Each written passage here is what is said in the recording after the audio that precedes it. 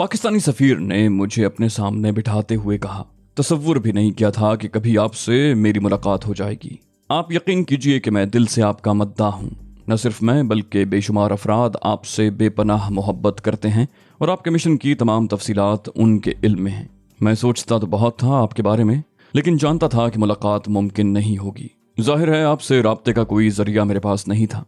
वैसे आपने बहुत अच्छा किया कि टेलीफोन पर मुझसे गुफ्तगू नहीं की या मुलाकात के लिए मेरे पास आने की कोशिश नहीं की।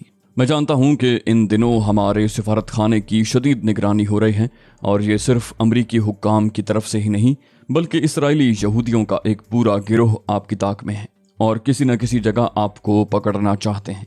मैंने आहिस्ता से कहा, ये तमाम बातें मेरे इल्म में हैं जनाब। सफीर ने कहा, क्या ये भी जानते हो तुम कि ओलिव हार्वर्ड को CIA से निकाल दिया गया है? ये वाहिद शख्स है जो CIA की मुलाजमत छोड़ देने के बाद भी जिंदा और आज़ाद है और इसकी बुनियादी वजह यह है कि इसराइली हुकूमत ने बाकायदा इसके लिए दरखास्त की थी।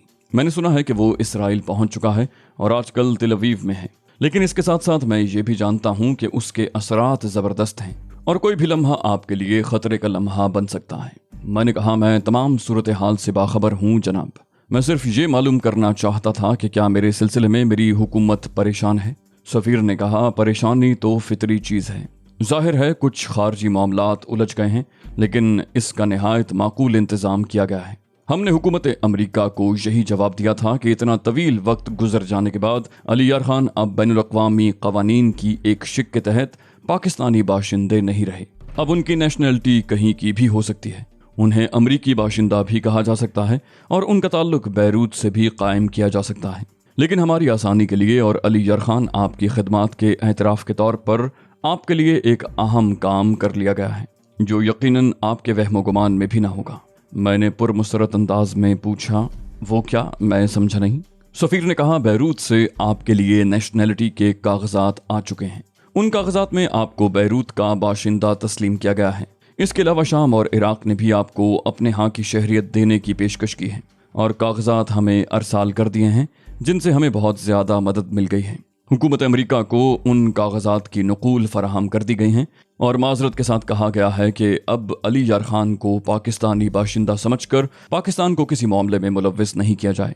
अखलाकन हमने उन्हें कुछ और पेशकशें भी की हैं जो आपके खिलाफ हैं अली यार खान, लेकिन उनकी हैसियत क्या हो सकती है इसका अंदाज़ा आप बखूबी लगा सकते हैं और मैं समझता हूं कि इस बात से आपको कतई बददिल नहीं होना चाहिए बल्कि कुछ सियासी मजबूरियों को मद्देनिगाह रखना चाहिए। मैंने कहा, मैं जानता हूं और मेरा हौसला इतना बढ़ गया है आपकी इन बातों से कि मैं उसका इजहार नहीं कर सकता।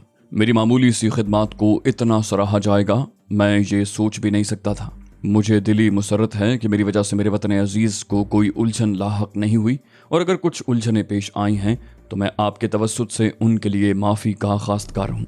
मेरे हमवतनों को मेरे बारे में इत्तला दे दी जाए कि मैंने अपने आप को एक अहम मिशन के लिए वक्फ कर दिया है और इस हवाले से मेरे तमाम जज्बे सादिक हैं, उनमें कोई खोट ना तलाश की जाए और अगर कुछ ऐसी इत्तलात वहाँ तक पहुँचे तो उन्हें मुझसे मंसूब न किया जाए। सफीर ने कहा, आप मुतमईन रहिए, मेरे लायक जो खिदमत हो मुझे बताएं। मैंने कहा, नहीं जनाब, आप नहीं समझते कि मैं कितना मसरूर हूँ।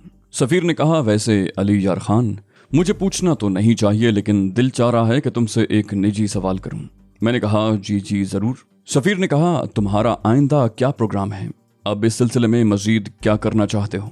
मैंने कहा, आपको बताने में आर नहीं समझता जनाब। एक हमवतन से इतने अरसे के बाद मुलाकात हुई है, जी चाहता है मजीद कुछ वक्त आपके साथ गुजारूं, लेकिन मुझे एहसास है कि ये आपके लिए ख़तरनाक होगा। पाकिस्तानी सफीर ने कहा, सॉरी अली यार खान, ये हकीकत है। मैंने कहा, मेरे जहन में कुछ मंसूबे हैं। मैं ओलिव हार्वर्ड के लिए यहाँ पहुँचा था। बहुत से मार्के हो चुके हैं मेरे और उसके दरमियान और खुदा के फजल करम से उसे बदतरीन शिकस्त से दो चार करने के बाद मैंने उसके घर का रुख किया ताकि यहाँ भी उसे शिकस्त दे सकूँ और खुदा का शुक्र है कि मैंने ये मार्का भी सर कर लिया। अब पता नहीं खुशकिस्मती से या बदकिस्मती से वो यहाँ से निकल गया है, लेकिन मैं जानता हूँ कि वो खामोश नहीं बैठेगा। अब वो दूसरे तरीक़ों से मेरे सामने आएगा और मैं उसका सामना करने के लिए हर वक्त हर जगह तैयार हूँ। अभी मुझे खुद भी ये फैसला करना है कि फ़लस्तीनी मफादात के लिए मैं मज़ीद क्या कर सकता हूँ। अगर ज़रूरत न रही तो मैं अमेरिका छोड़ दूँगा। मैं दुनिया के किसी भी मुल्क, किसी भी खित्ते में उसके सामने आने के लिए तैयार हूँ और यही मेरा आइंदा का प्रोग्राम है। अब इसके लिए मैंने कोई ख़ास मंसूबा तरतीब नहीं दिया है। सफ़ीर ने कहा, मेरी दिली दुआएं आपके साथ हैं मिस्टर अली यार खान। آپ جانتے ہیں کہ کسی غیر ملک میں مقیم سفیر کو کتنا محتاط رہنا پڑتا ہے۔ ہمیں تو افسوس یہ ہے کہ ہم کھل کر آپ کے لیے کچھ بھی نہیں کر سکتے، تاہم ہماری دعائیں آپ کے اس نیک مقصد کے لیے آپ کے ساتھ ہیں۔ میں نے کہا بہت بہت شکریہ، آپ نے مجھے وہ ذہنی سکون بخشا ہے جس کا میں آپ کو کوئی صلہ نہیں دے سکتا۔ اب اس ملاقات کو مزید طویل نہیں ہونا چاہیے، ہمارے لیے ایک ایک لمحہ احتیاط کا لمحہ ہے۔ سفیر نے کہا آپ کو بہر طور اس طرف سے اطمینان ہو گیا ہوگا۔ میں نے کہا جی ہاں، اور پھر میں دوبارہ اپنے چہرے پر وہی میک اپ کرنے لگا جس میں یہاں تک آیا تھا، اور میں اسی میک اپ میں واپس جانا چاہتا تھا۔ سفیر سے رخصت ہو کر میں باہر نکل آیا۔ تہذیب میلکم ایکس میرا انتظار کر رہی تھی۔ ہم دونوں گاڑی میں بیٹھ کر چل پڑے۔ تہذیب نے مجھ سے اس بارے میں سوالات کرنا شروع کر دیے۔ میں نے اسے تفصیل بتائی تو وہ بھی گنگ ہو کر رہ گئی۔ کافی دیر تک ہم دونوں سفر کرتے رہے۔ اس کے بعد تہذیب بولی، علی تمہاری کاوشوں کا بھرپور صلہ دیا گیا ہے۔ بلا شبہ یہ محبتوں کا ایسا اظہار ہے جسے صرف محسوس ہی کیا جا سکتا ہے۔ بہت بڑی حیثیت دی ہے انہوں نے ہمیں۔ میں نے تہذیب کی بات کا کوئی جواب نہ دیا۔ بلا شبہ یہ حقیقت تھی کہ تنظیم آزادی فلسطین ایک بار پھر مجھ سے بدظن ہونے کے بعد آج تک میرے لیے کوشش کرتی رہی تھی کہ کسی طرح میں اس کی طرف واپس لوٹ جاؤں۔ پتہ نہیں ذہن کے کون سے گوشے متاثر ہوئے تھے کہ اب میرا دل ان کے درمیان جانے کو نہیں چاہتا تھا۔ گوئٹا ہل کیس میں نائمہ نے زبردست کوششیں کی تھیں کہ کسی طرح مجھے واپس بیروت لے جائے، لیکن بس میں نے مناسب نہ سمجھا، اور آج بھی میرے ذہن کے کسی گوشے میں یہ تصور نہیں ابھرا تھا کہ میں وہاں واپس جاؤں۔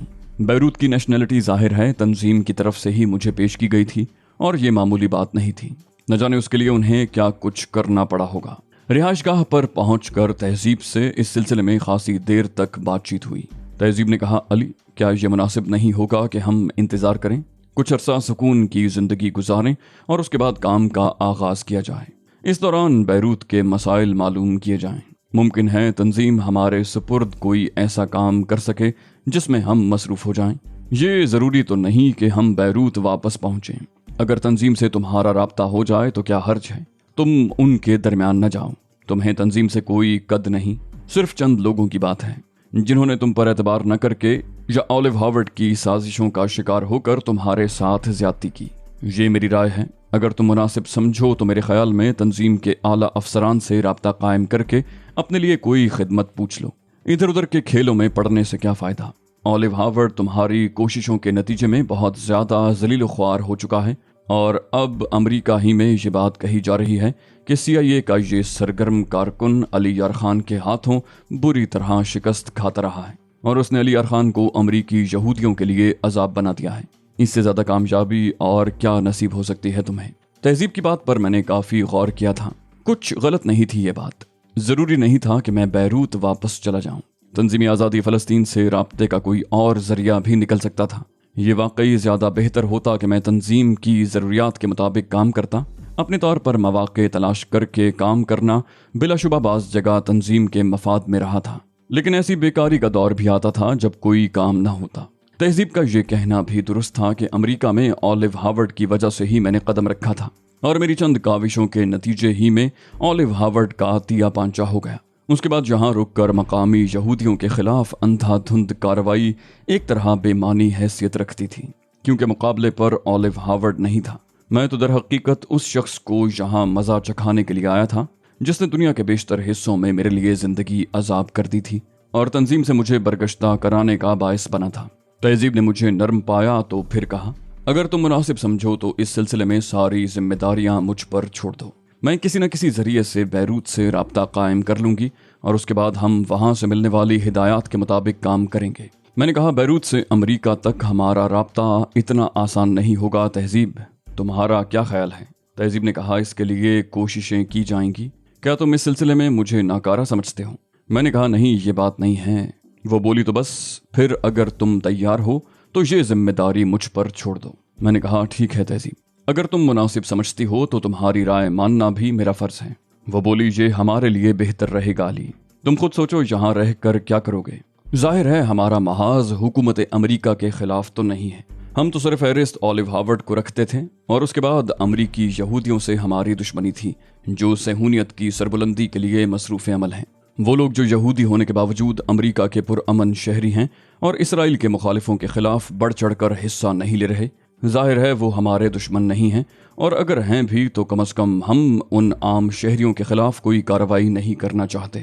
بہتر یہ ہوگا کہ تنظیم سے رابطہ قائم کر کے اپنے فرائض پورے کرتے رہیں۔ یہاں تمہارا وہ مقصد بھی تمہیں حاصل ہو جائے گا جس کے لیے تم سرگرم عمل ہو، اور ہم کم از کم ایسی مہمات اپنے ذمے لیں گے جن کے لیے تنظیم کسی دوسرے آدمی کا انتخاب نہ کر سکے۔ میں نے کہا، میں تم سے اتفاق کر چکا ہوں تہذیب۔ در حقیقت امریکہ آتے ہوئے میرے ذہن میں یہی خیال تھا کہ یہاں زبردست طوفان مچاؤں گا اور اولیو ہاورڈ کو خودکشی پر مجبور کر دوں گا، لیکن ہاورڈ کے ساتھ جو کچھ ہوا ہے اس سے مجھے بڑا اطمینان ہوا ہے۔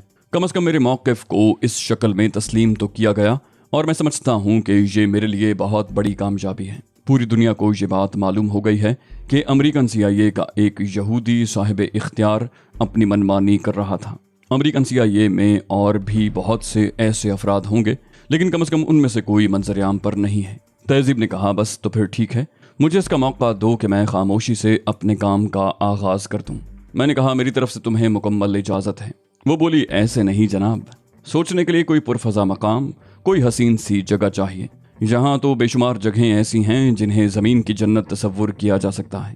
حسین مرغزاروں میں خوبصورت ٹرالر کرائے پر مل جاتے ہیں، اور پھر ہمارے لیے تو ہر جگہ یکساں ہیں، کہیں بھی رہ لیں۔ میں نے کہا، اس کے لیے اتنی تمہید کی کیا ضرورت تھی تہذیب؟ میں نے کہا نا، تم صرف حکم دیا کرو۔ تہذیب مسکرانے لگی اور پھر ایک دم ہنس پڑی۔ میں نے مسکراتی نگاہوں سے اسے دیکھا۔ کیوں؟ اس میں ہنسنے والی کیا بات ہے؟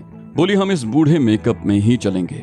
آس پاس کے ٹرالروں میں یقیناً ایسے لوگ موجود ہوں گے جو وہاں زندگی کی دلچسپیوں میں گم ہونے آئے ہوں گے۔ ہماری عمر کا ایک بھی شخص وہاں نہیں ہوگا، چنانچہ ہم دوسروں کے لیے باعث دلچسپی بن جائیں گے۔ میں نے شرارت آمیز نگاہوں سے تہذیب کو دیکھتے ہوئے کہا، تمہیں بڑھاپا بہت پسند ہے تہذیب؟ وہ بولی، ہاں، خاص طور سے ان نامساعد حالات میں جب جوانی کو صندوق میں بند کر کے 3 تالے لگا دیے جائیں۔ میں سر کھجانے لگا۔ تہذیب دوبارہ جلدی سے بولی، کارنل گرین کا ایک پمفلٹ میں دیکھ چکی ہوں۔ یہ پمفلٹ وہاں ٹرالر کرائے پر دینے والی کمپنیوں اور کھانے پینے کا انتظام کرنے والوں کی طرف سے شائع کیا گیا ہے، جس میں سیاحوں کو وہاں آنے کی دعوت دی گئی ہے۔ کیا خیال ہے؟ میں نے پوچھا، پمفلٹ ہے تمہارے پاس؟ تہذیب بولی، ہاں، مل جائے گا، شاید میرے کمرے میں ہے۔ پھر اپنی جگہ سے اٹھ کر باہر نکل گئی۔ میں اس کی باتوں پر مسکراتا رہا۔ تھوڑی دیر کے بعد وہ پمفلٹ لیے آ گئی۔ کارنل گرین کی تصویر دی گئی تھی۔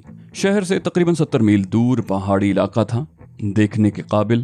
پمفلٹ سے وہاں موجود کمپنیوں کے نام اور وہاں کے نقشے سے بھی واقفیت ہو گئی۔ چنانچہ ضروری تیاریوں کے بعد ہم نے ہوٹل میں اپنے اپنے کمرے چھوڑ دیے، اور تھوڑی دیر کے بعد ہم کارنل گرین کی طرف جا رہے تھے۔ اس علاقے کے بارے میں جو تفصیلات بتائی گئی تھیں اس میں ایک لفظ بھی غلط نہیں تھا۔ سرسبز اور حسین علاقہ۔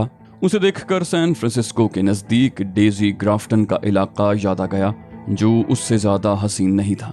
ایک وسیع و عریض جھیل نظر آ رہی تھی جس کے چاروں طرف مخملی گھاس پھیلی ہوئی تھی، اور اس گھاس کا اختتام پہاڑوں کے دامن پر جا کر ہوتا تھا۔ اس کے بعد بھورے پہاڑ آسمان کی جانب سر اٹھائے کھڑے تھے۔ مخملی گھاس پر انتہائی خوبصورت ساخت کے بنے ہوئے ٹرالر جگہ جگہ نظر آ رہے تھے۔ انہیں عجیب و غریب شکلیں دی گئی تھیں۔ کہیں کوئی ٹرالر راج ہنس کی طرح گردن اٹھائے کھڑا تھا، کہیں کوئی ہوائی جہاز کی شکل میں تھا، اور کہیں اسے کوئی دوسری شکل دی گئی تھی۔ ایک ٹرالر کو وسیع و عریض جوتے کی شکل میں بھی بنایا گیا تھا۔ غرض یہ کہ بے شمار ندرتیں کی گئی تھیں یہاں۔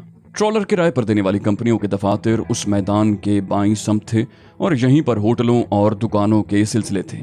ہم نے ایک کمپنی سے رجوع کیا تو اس نے ہمیں ٹرالرز کے ڈیزائن دکھانے شروع کر دیے۔ بالآخر ایک خوبصورت کاٹیج پسند کر کے ہم نے اسے کرائے پر حاصل کر لیا، اور ہمیں گائیڈ کرنے کے لیے 2 ملازم ہمارے ساتھ چل پڑے۔ جو ٹرالر ہم نے منتخب کیا تھا وہ ضروریات زندگی سے پوری طرح آراستہ تھا۔ یہاں وائرلیس ٹیلی فون کا انتظام بھی تھا، جس کے ذریعے ہم کمپنی کے دفتر یا یہاں موجود ہوٹلوں اور دکانوں سے رابطہ قائم کر سکتے تھے۔ انتہائی پرفضا اور دلکش نظارے تھے۔ بلا شبہ تہذیب کی میت میں وقت گزارنے کے لیے یہ بہترین مقام تھا۔ میں نے اس ماحول کو دیکھتے ہوئے سوچا، زندگی کے وہ لمحات جب فرصت ہوتی تھی اور ذہن میں کوئی الجھن نہیں ہوتی تھی، تہذیب کے ساتھ بہت دلکش لگتے تھے، اور مجھے اس سے ذہنی قربتوں کا احساس ہوتا تھا۔ کاٹیج کے پرسکون ماحول میں ہم زندگی کی دلچسپیوں سے لطف اندوز ہوتے رہے۔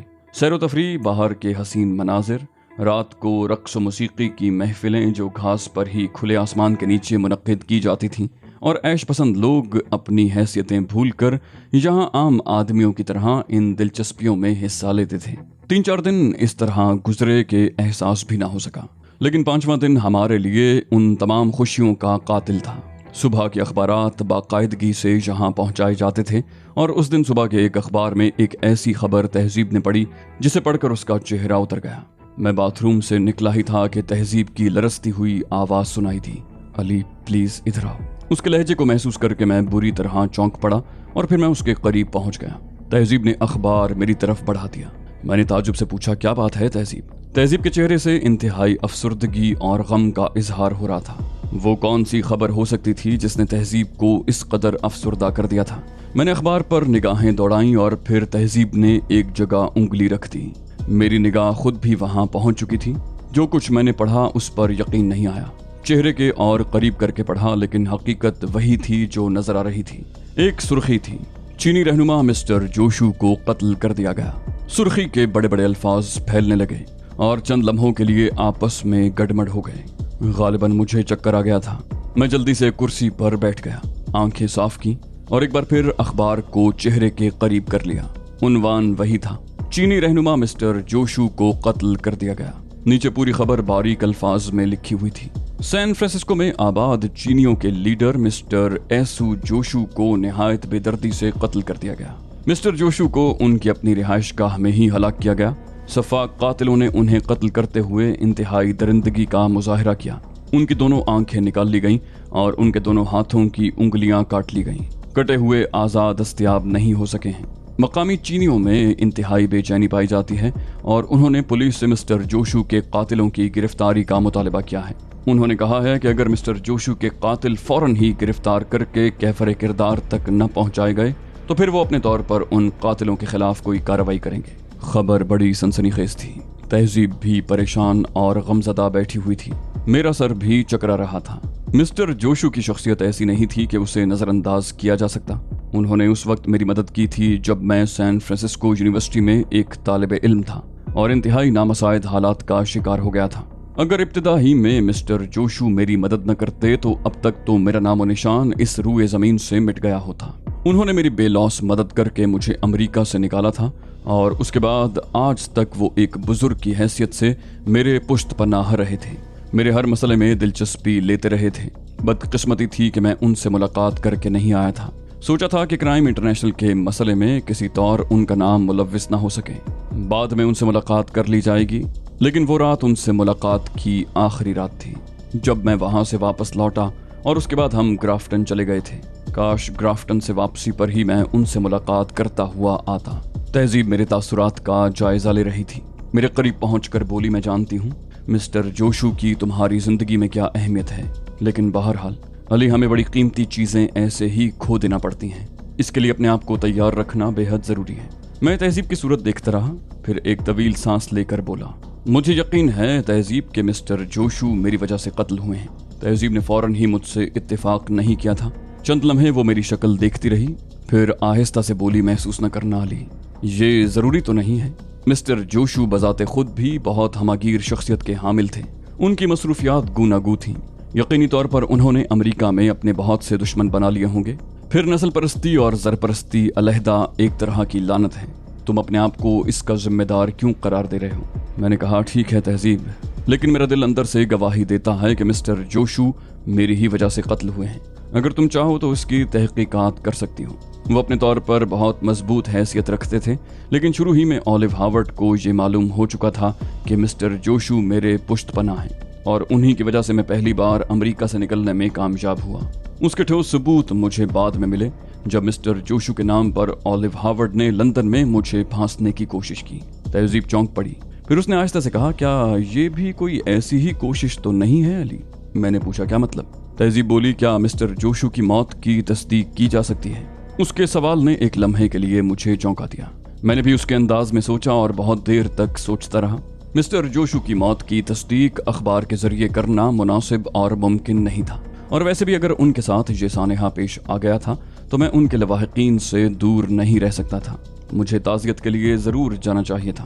थोड़ी देर सोचने के बाद मैंने तहजीब से कहा, हमें एक बार फिर सैन फ्रांसिस्को का सफ़र करना पड़ेगा तहजीब। तहजीब पुरख्याल अंदाज में गर्दन हिलाने लगी। फिर वो पूरे एतमाद से बोली, अगर तुम चलना चाहते हो तो यकीनन चलो। मैंने कहा, हाँ तहजीब, हर सूरत में जाना है, जिस कदर जल्द मुमकिन हो सके। हमें सैन फ्रांसिस्को रवाना होने की तैयारियां करनी चाहिए। तहजीब ने कहा, ओके, मेरा ख्याल है हमें बहुत ज़्यादा दिक्कत नहीं होगी। हमने बादल नखास्ता कार्निल ग्रीन छोड़ दिया और वहां से चले आए।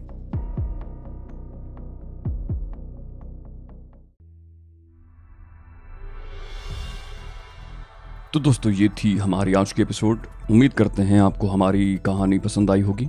आपके कमेंट्स और आपकी राय का बहुत बहुत शुक्रिया। हम कोशिश करेंगे कि आपके लिए मजीद बेहतर से बेहतर कहानियां लाते रहें। और अगर आप अपनी कोई कहानी हमारे साथ शेयर करना चाहें तो ईमेल, फेसबुक या इंस्टाग्राम के जरिए हमसे राब्ता कर सकते हैं। सबके लिंक आपको चैनल की डिस्क्रिप्शन में मिल जाएंगे।